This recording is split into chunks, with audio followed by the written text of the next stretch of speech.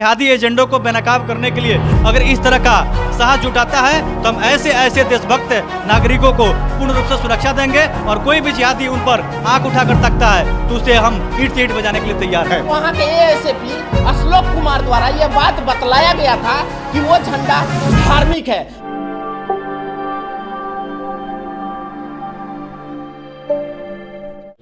नमस्कार, मैं दिलीप कुमार और आप देख रहे हैं मीडिया बिहार। अभी हम रक्सौल में पहुंचे हुए हैं जहां पे तमाम कुछ संगठन के लोग यहां पे जुड़े हुए हैं, जो कि अगर बताते चले हम आपको, पिछले कुछ रोज से माननीय प्रधानमंत्री जी द्वारा हर घर हर तिरंगा के तहत एक आह्वान किया गया था, जिसमें तमाम देशवासी इस कार्य को, इस मुहिम को आगे की तरफ लिए चलने का कार्य कर रहे हैं। तो वहीं अगर देखा जाए तो कुछ जगहों पे ऐसी खबरें उभर के सामने आ रही है कि जहां पे पाकिस्तानी झंडा का फहराया जाना और कुछ जिहादियों द्वारा इस बात को लेकर के अन्य बातों को ताव देना तथा इस समाज के लिए एक कलंकित साबित होता है। और इसी बात को लेकर के यहाँ पे तमाम कुछ संगठन के लोग जुड़े हुए हैं, जो प्रेस वार्ता के तहत अपनी बातों को रखेंगे, जिसमें हम बताते चले बजरंग दल तथा विश्व हिंदू परिषद तथा विद्यार्थी परिषद के तमाम जुट यहाँ पे मौजूद हैं, जिनसे हम जानने की कोशिश करेंगे आखिर ये घटना कब की है और कैसे घटी, तथा इनमें संलिप्त लोगों के नाम भी जानने का प्रयास करेंगे। सर, आपका मेरे चैनल में स्वागत है मीडिया बिहार में। बहुत बहुत धन्यवाद और इतना बड़ा साहसिक रिपोर्ट करने के लिए आपको तहे दिल से हम धन्यवाद देते हैं। साथियों, हम सभी को पता है कि रक्सौल के अंदर विगत 2-3 दिनों से कुछ जिहादियों के द्वारा, कुछ देशद्रोहियों के द्वारा खुलेआम अपने फेसबुक आईडी से पाकिस्तानी झंडा पोस्ट करने का काम किया गया है, जिसके विरोध में हम सभी लोगों ने थाना में आवेदन दिया है और प्रशासन ने त्वरित कार्रवाई करते हुए कुछ जिहादियों को गिरफ्तार भी किया है। इसके अच्छा, एक मिनट, हम चाहेंगे जानना ये कि जब गिरफ्तारी उनका हुआ उस वक्त प्रशासन का क्या कहना था? प्रशासन ने हमारे आवेदन को स्वीकार किया है और उनको गिरफ्तार करके उनसे पूछताछ चल रही है और उनके विभिन्न पहलुओं का जांच की जा रही है कि उनका संबंध कहां से है।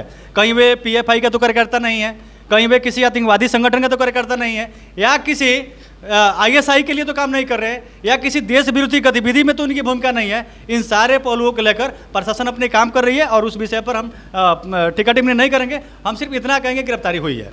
एक बात और बताते चले कि 2004 की अगर बात करें तो 2004 से पहले ये बात हुआ करता था कि कोई भी व्यक्ति अपने घर पे तिरंगा नहीं फहराया जाएगा, लेकिन ये 2002 की झंडा संहिता के तहत माननीय प्रधानमंत्री जी द्वारा इस बात में तब्दीली की गई है कि तमाम लोग अपने घर पे झंडा फहरा सकते हैं। और पहले का नियम अगर हम बताते चले तो केवल सुबह से लेकर के शाम होने के वक्त तक ही झंडा फहराया जाता था, मगर इस नियम में तब्दीली करने के बाद ये प्रधानमंत्री द्वारा तमाम झंडा संहिता के तहत ये बताते चले हम, आप 24 घंटा झंडा फहरा सकते हैं और 13 से लेकर के 15 तारीख तक। एक और बात बताते चले हम आपको, पहले ये नियम था कि आप झंडा केवल खादी से बुने हुए ही आप फहरा सकते हैं, लेकिन अभी फिलहाल माननीय प्रधानमंत्री जी द्वारा इस नियम को बनाया गया है और पहले के 2002 के नियम में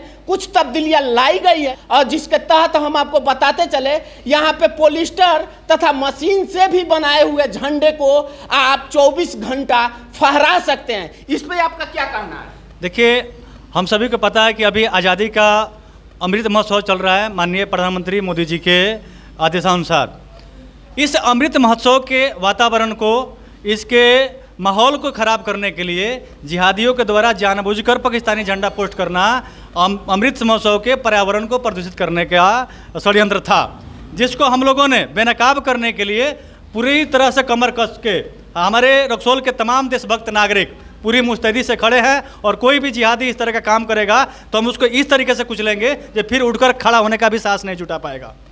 एक और बात हम आपको बताते चले, अगर हम आप सबका ध्यान खींचे तो आप महज कुछ दिन पहले बुलंदशहर की ये घटना है जहां पे तमाम नागरिकों में तिरंगा बांटने का कार्य किया जा रहा था, तो वहीं पे एक छत पे देखा गया पाकिस्तान का झंडा लहराता हुआ, मगर वहां पे जब तमाम लोगों ने इस बात की आवाज़ उठाई तो वहां के स्थानीय पुलिस ने आकर के वो झंडा उतरवाया तथा उस व्यक्ति को गिरफ्तार किया। मगर हम बताते चले वहाँ के एएसपी अशोक कुमार द्वारा यह बात बतलाया गया था कि वो झंडा धार्मिक है। मगर यहाँ पे रक्सौल में जो कांड देखा जा रहा है ये स्पष्ट रूप से दिखाई पड़ रहा है कि ये पाकिस्तान का झंडा है। ये भी एक बात हम बताते चले कि ये पाकिस्तान के झंडा में एक हिस्सा में अगर देखा जाए तो व्हाइट कलर आता है और 3 हिस्से में अगर देखा जाए तो हरा रंग आता है, और सेम वही झंडा इस रक्सौल में फहराया गया है। मगर बुलंदशहर की अगर घटना को हम बताएं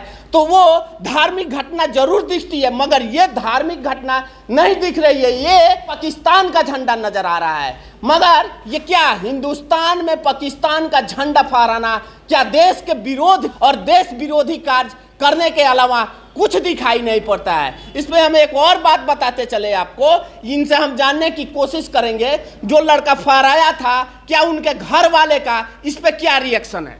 देखिए, झंडा फहराने वाले जो लड़के हैं उनके परिवार के लोग उनको धमकी दे रहे हैं जो लड़का इसको वायरल किया। उल्टे पाकिस्तानी झंडा पोस्ट करने के बाद उन्हें धमकी दी जा रही है, मारने के लिए, जान से मारने की धमकी दी जा रही है कि तुमने इसका स्क्रीनशॉट लेकर वायरल क्यों किया। देखिए, आपके चैनल के माध्यम से तमाम देशभक्त नागरिकों को मैं आगाह कर देना चाहता हूं, ये सब गजबा हिंद का सपना देखने वाले लोग हैं। ये लोग 72 हुर्रे से प्रेम करने वाले लोग हैं। इन्हें लगता है कि हम इसी तरह भारत के लोगों को चुनौती दे देकर हम गजबा हिंद का सपना पूरा कर लेंगे। तो मैं आपके चैनल के माध्यम से उन्हें यह सूचना देना चाहता हूं कि यह हसीन सपना देखना छोड़ दीजिए। भारत का 100 करोड़ राष्ट्रभक्त देशभक्त हिंदू नागरिक जग चुका है और आपको ईंट से ईंट बजाने के लिए तैयार है। इसलिए आप अगर इसी यूं ही साहस करेंगे तो हम आपको कब माकूल जवाब देने के लिए कतई पीछे नहीं हटने ही देंगे। उल्टे जो लोग धमकाने का प्रयास कर रहे हैं, हमारे देशभक्त नागरिकों को, राष्ट्रवादी नागरिकों को धमकाने का प्रयास करेंगे, उन्हें भी हम चिन्हित करके उन्हें जवाब देने का काम करेंगे। इसलिए जो भी देशभक्त नागरिक इनके षड्यंत्रों को बेनकाब करने के लिए आगे आ रहे हैं, उन्हें वायरल कर रहे हैं, आप इस बात के लिए पूर्ण रूप से निश्चिंत रहिए, आपकी सुरक्षा देने के लिए हम लोग तैयार हैं। कोई भी देशभक्त नागरिक इनके जिहादी एजेंडों को बेनकाब करने के लिए अगर इस तरह का साहस जुटाता है तो हम ऐसे देशभक्त नागरिकों को पूर्ण रूप से सुरक्षा देंगे, और कोई भी जिहादी उन पर आंख उठाकर तकता है तो उसे हम ईंट से ईंट बजाने के लिए तैयार हैं। अच्छा, हम जानना चाहेंगे यहाँ पे कुछ और भी लोग हैं, इस पे आपका क्या कहना है। देखिए, देश में तो एक सबसे पहले गर्व का माहौल है। सीमावर्ती क्षेत्र है रक्सौल, और यहाँ से ऐसा गतिविधि हुआ है, बहुत बड़े आतंकी आसिन भटकल जैसे आतंकवादी यहाँ से पकड़ाए हुए हैं। तो यहाँ तो सेंसिटिव पहले से माहौल है, और माहौल यहाँ का ख़राब नहीं हो, जिसके वजह से हम लोग यहाँ स्थानीय हरैया क्षेत्र के अंतर्गत आता है उस लड़के का घर, तो हम लोग वहाँ आवेदन दिए हैं। कानूनी प्रक्रिया से हम लोग गए, कानून ने बहुत बढ़िया एक्शन लिया, उसको तुरंत अरेस्ट किया, उसको जेल भेजा। तो कानून का तो अच्छा मदद मिला है, लेकिन उसके पीछे किसका हाथ है, किसकी संलिप्तता है, इसकी जांच होनी चाहिए। क्या इसमें किसी आतंकवादी संगठन का तो संलिप्तता नहीं है। अभी चकिया में, ढाका में, महसी में, रामगढ़वा में PFI जैसे आतंकवादी संगठन से जुड़े लोग पकड़ाए हुए हैं। तो इस विषय को जांच में डाला जाए, और आपके चैनल के माध्यम से हम यही कहना चाहेंगे कि इसको पर्दाफाश किया जाए, इसके पीछे किसका भूमिका है, और सही से कार्रवाई हो।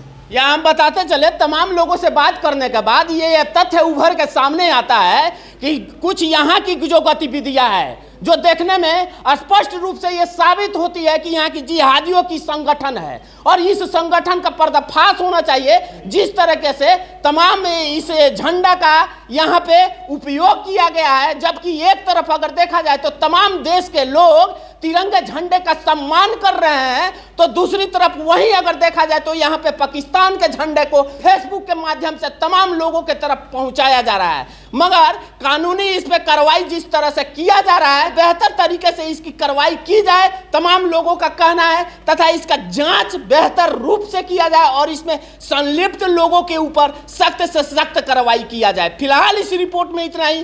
तमाम खबरों के साथ आप हमारे साथ बने रहे। एम मीडिया बिहार के साथ मैं दिलीप कुमार। जय हिंद, जय भारत।